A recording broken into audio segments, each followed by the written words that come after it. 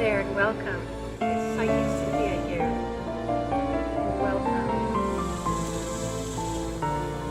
Today I am thinking about a question that was presented to me in one of my Facebook groups, and this relates to spirit guides.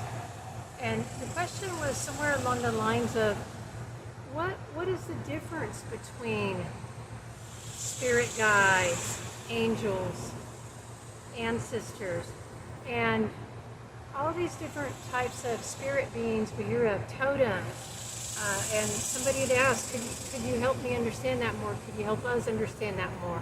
And I think that's a good question. So what is the difference between, say, just your spirit guides and your angels? That could be a good way to start with the topic. And what I would want to say right off the top is, to some extent, this is just semantics, because these divisions are more the way of man or humans in the realm of the spirit. And that's not to say there aren't differences in different spirit beings, but it is we humans, we are the ones who focus on all these categories and divisions, and we like to break things down and classify it. And I guess that helps us in some ways. It helps our logical minds to understand better. But if we get too fixated on breaking it down and splitting hairs and classification, well, that can be a stumbling block. You know, if we have to be so precise, because the spirit realm is not precise, okay? If any of you have had spirit encounters at all, I think you know what I mean. I mean, there's a ephemeral, otherworldly, fluid quality to the spirit realm. It's so very different than the density, discreteness of the physical plane. So right off the top, I just want to share those thoughts that I don't know if it's as black and white as this category and that category. And really, the more you open to working with your guides, the more you actually do build that relationship and open your heart to receive spirit guidance, to work with these higher beings, to work with the ascended masters, to work with your ancestors, with the elves, with the fairies, with, you know, all these wonderful non-physical entities that can guide us and help us. The more you do that kind of work, the more open you are, the more you embark on that journey. I think the less you start to think about splitting hairs, you don't think about that as much.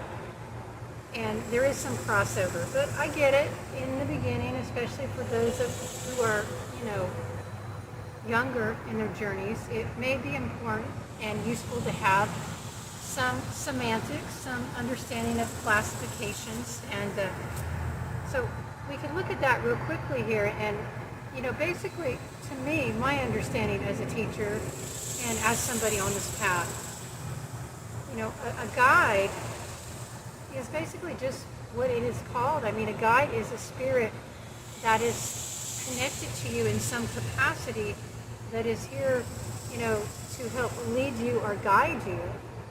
And I think to some extent that all of these beings that I've mentioned here could be guides. And a lot of it depends on your cultural background and your personal background and what your understanding is. There are many people and many cultures where your guides are just naturally understood to be your passed on loved ones, one of your family members who has passed. But that's not everybody that thinks that way, but that could be a guide. For me, Psychic Cynthia's own personal criteria, when I use that word guide, I am often referring to a being who is a little bit further along in the evolutionary cycle, spiritually speaking, a being who has advanced, if you will, or evolved, you know, a little bit more than we have here on Earth. In other words, their frequency is going to be higher and finer. Their knowledge base, their wisdom, they have more wisdom than us. And I think that's a general rule of thumb. I mean, however you think of guides, whatever kind of guiding spirit you're tuning into, this should be a spirit who has more wisdom than you, at least in that area. And I mean, I would venture to say that just because a spirit has more, wisdom and expertise and ability in one area, it doesn't mean they have that in all areas, okay? I mean, even the enlightened masters have their areas of, specialty, you might say. That's something to think about, right? That say the energies of Kuan Yin or Mother Mary, while similar, are very different too. And these energies of these feminine, master guides, they're very different than, say, the energies of Saint Germain. Or, Archangel Michael is very different than any of these that I've mentioned. And, I'm just hitting on some of the more well-known ones here. Of course, your guide does not have to have a famous name. It does not have to be known by anybody else but you. So that's important too. But yes, a guide is a spirit who has wisdom, who can help you. I don't think personally that just because somebody died, they can become a guide. I don't think that if somebody just dies tomorrow, I know that most people who are walking this earth plane are not going to be ready to be guides when they die right away. Because there is this idea, too, when we're talking about guides, that this is, a being that has worked through their own stuff enough to the point where they would be available to help others with their stuff. Okay, so if a being hasn't done that yet, then a being has to continue to work on their own stuff. Or let me put it this way, to the extent that you have done that, to the extent that a being has a soul, has gotten, has dealt with their own karma. Actually, that's what we're talking about here. So these guides, they've dealt with their karma enough to a level at least where they don't have so much baggage weighing them down, so now they have extra energy to help others. Does it mean they have no baggage? I don't know about that. I mean, I think with the masters, we're looking at basically, beings that don't have karmic baggage anymore. By the way, I apologize for that noise in the background. It's the night time of the day and everybody wants to be out, and apparently somebody's using a loud yard instrument to trim edging, which you could do by hand and would be a lot quieter. Anyway, I digress. I hate loud power tools. Well, I mean, I understand sometimes they're necessary. Only when they're necessary. I digress. So, I should ask my guides to help with that. Right? And that's the other thing, the guides, they're available to help us with situations and problems, and also with our growth. They're here to help us grow in our compassion, in our wisdom, in our intelligence, in our, all of it, our evolution. So that's kind of a broader definition of guides. And then, like, if you want to look at what's the difference between a guide and an ancestor, and really that might be its own video, but just in a nutshell, I mean, an ancestor is somebody, well, you can have spiritual ancestors, so that's where it gets complex, but just looking at it in a real literal level, an ancestor is somebody in your family line. Now, it does not have to be bloodline if you're adopted, because if you're adopted into a family, then your karma merges with their karma. So it can either be an adoptive ancestor, or a biological. And in my experience and opinion, not all deceased relatives, not all physical ancestors become ancestral guides necessarily in a personal way. I mean, I think that the wisdom of every ancestor can add to that collective ancestral wisdom, but not all ancestors are going to be active as guides. And of course, not all ancestors are going to be consciously reaching out to every person in the family. And my experience with that is that ancestors take special interest in certain people in the family, and it depends on the ancestor. I mean, if you are interested in some similar things or have similar karma or similar tendencies as a certain ancestor, then that one might be more likely to come to you, for example. I'm getting too detailed here, though. I just want you to understand that. I mean, the ancestors are your ancestors. And so they're a certain kind of God, if that makes sense. And I really think that if it's possible, if you're new to guides, it would be a good place to start with connecting with an ancestral guide. I was not taught that many years ago, and I wish I had been, looking back on it now, and all the different work I've done with all the different guides. And now I see that really to have that strong foundation, we all need to connect with our ancestors. So I would actually recommend, now, where I'm at now, I would have said something different 10 or 15 years ago, okay, but where I'm at now with the knowledge I have here, I would say if you're just starting to connect with your guides, start with your ancestors, an ancestor, actually a particular ancestor if you can, or if not, just the ancestors, the positive ancestral spirits. I would also add that if you've been connecting with your guides a long time, specific guides, different kinds of guides or angels, and you haven't yet taken the time to connect with your ancestors, then you need to do that. There can be so much healing and empowerment that happens that way for both you and your ancestors, and then also future humans as well. So it's not good if we turn away from our roots and we don't nurture those roots. That's not good, because your roots can nurture you see.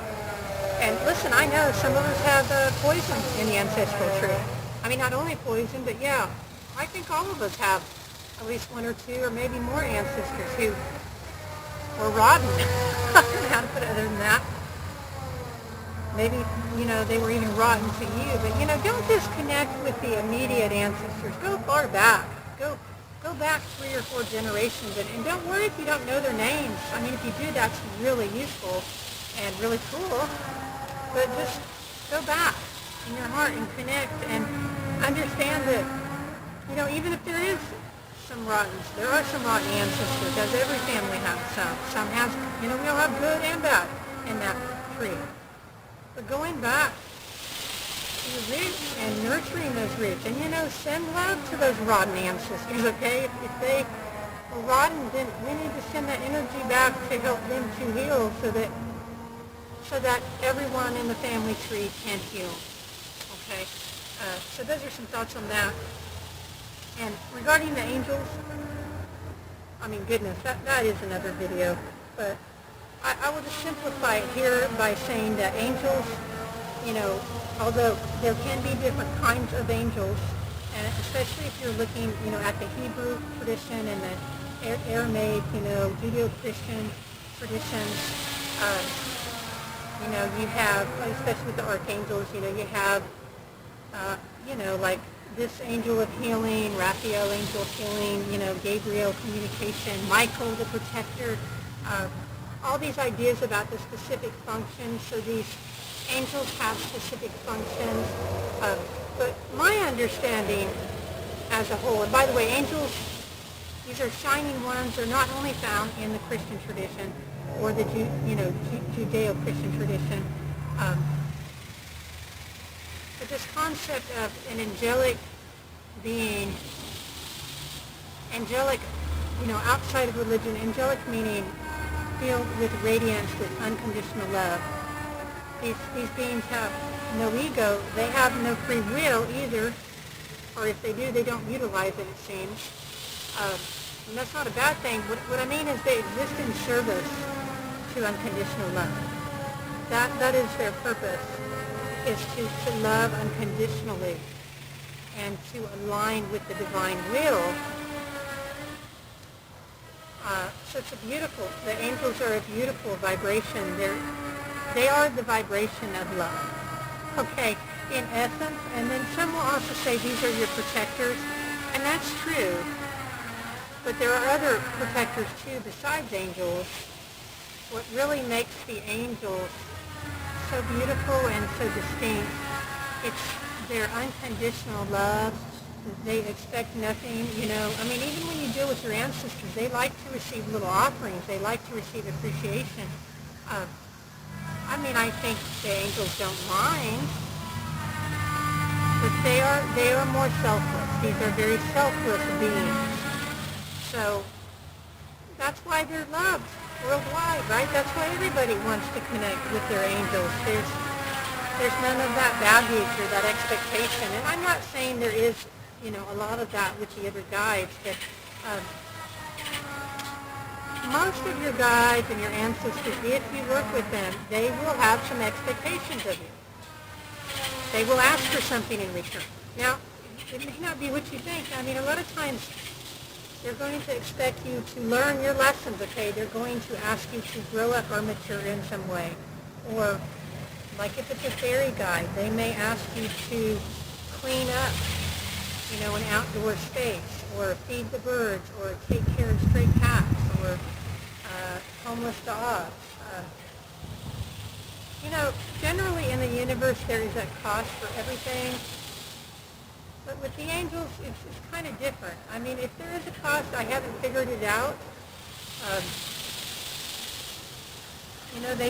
They just love, and that's what they teach us too, in their various ways, whatever they do. And of course, like I said, some of them have specialties. But we're just looking at the big picture here, right? Trying to answer that question. I got my group. Alrighty. Well, I hope that this has helped you understand a little bit more about angels and guides and ancestors and some of the differences. But really, the way I look at it, they're all guides, or they all can be guides. And, remember that semantics are mainly only important to humans. If you have an angel that comes to you and, you think it's a guide, you call it a guide, or you even call it a fairy, or you called it a totem, it doesn't matter. I don't think that most guides are going to get upset about that. Some guides do require more decorum than others. It depends on the guide, and especially if you're dealing in the fairy realm, and not everybody will, because not everybody has fairy guides per se. But if you deal in the fairy realm, there are more rules of etiquette around that. But as a whole, if you're actually dealing with a guide, with an enlightened being, with a wise being, they're not going to get too hung up on what you call them, okay? The important thing is that you do call upon them, that you listen, that you're open. You don't have to give your free will away. You should not do that, ever. Not to any being, not even an angel or guide. But, just listen. And don't be ignorant when dealing with your guides. Don't be too stubborn. Don't be, so many people ask their guides for help, and then, they get an answer. You ask for an answer, and it appears, and then you don't follow through. And that's just ridiculous, okay? Just don't do that. We've all done it too, by the way, so I'm not just talking to you. I'm talking to myself as well. Be respectful to your guides, whatever form they take, and work in partnership. Don't sabotage your own self, because I think they all don't like seeing that for us. So anyway, I'm signing off for now. I hope this has helped you, but hope you're all having a wonderful summer. If you're watching this in summer like I am, it's almost over. Summer's winding down, but whatever month or season it is when you watch this, I hope you're having a lovely time and hopefully connecting with your guides. Until next time, sending you all bright blessings.